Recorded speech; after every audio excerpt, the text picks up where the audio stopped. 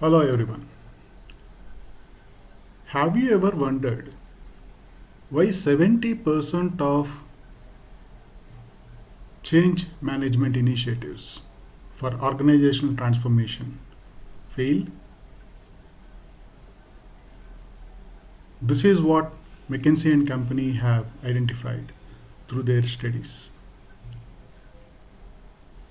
Having spent a large amount of time in organizational transformation, helping various organizations to improve their processes or become more agile, what I have realized is just bringing in a process framework or bringing in a technology intervention is not going to be adequate.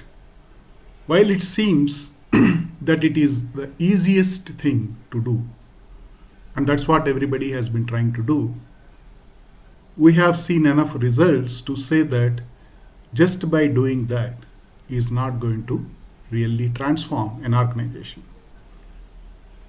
That is why most of the organizations are still struggling to realize the benefits of implementing various international standards, ISO standards, or frameworks, including the agile methodology. What I have realized, having gone through the program of certified change consultant from Enterprise Agility University, is we have been looking at this entire concept of agility in a very skewed or isolated manner. What we need to do is 100%, but what we have been doing is only about 15 to 20%.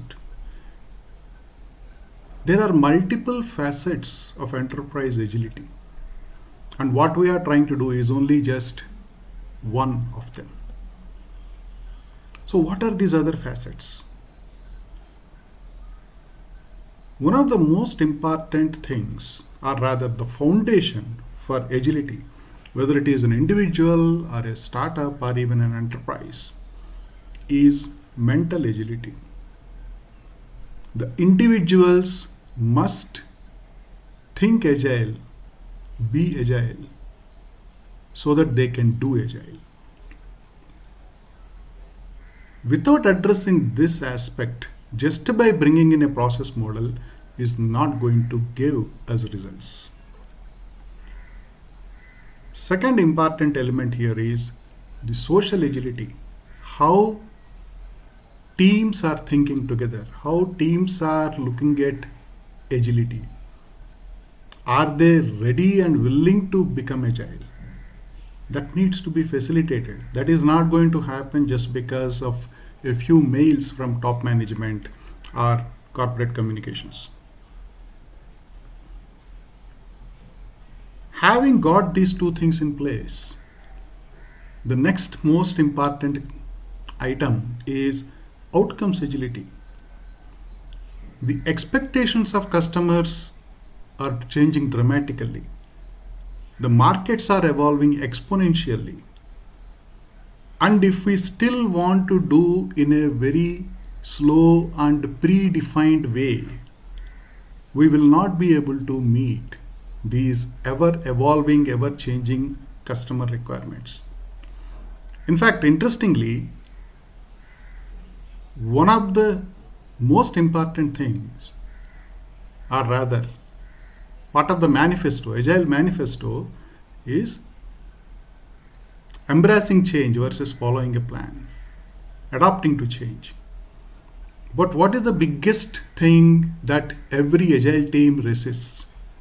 The change. Everybody complains that there are too many changes happening, we are not able to deliver. What happened to the manifesto?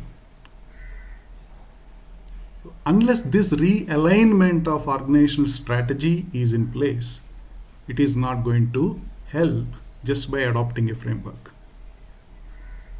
Whether you do Scrum or Kanban, still it's not going to work. The next important thing in this in these layers of agility is structural agility. One of the biggest challenges which organizations or rather the teams are facing today. Take a Scrum team. You have a Scrum Master, you have a PO, but suddenly there is also a project manager. There is also a delivery manager. Please think about that. Did we really change the structure? We did not. We just superimposed an additional framework or set of processes on the existing structure, which is not supporting. Because of which, the whole thing is becoming more of a burden or more of a typical ritual you do. Because the fundamental way in which the software is developed has not really changed much. And if you don't change that, where is the agility?